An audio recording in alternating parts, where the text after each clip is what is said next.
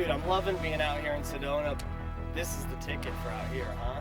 On these trails, I'm loving it. Yeah, super fast. It's got that like low, sleek stance to it.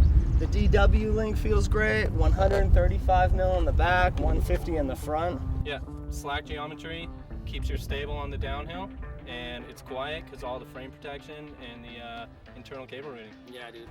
It was super fun blazing all the trails on the 29-inch wheels. I love the way that the bike feels, but I'm pretty stoked to put the new wheels on the 27.5 pluses.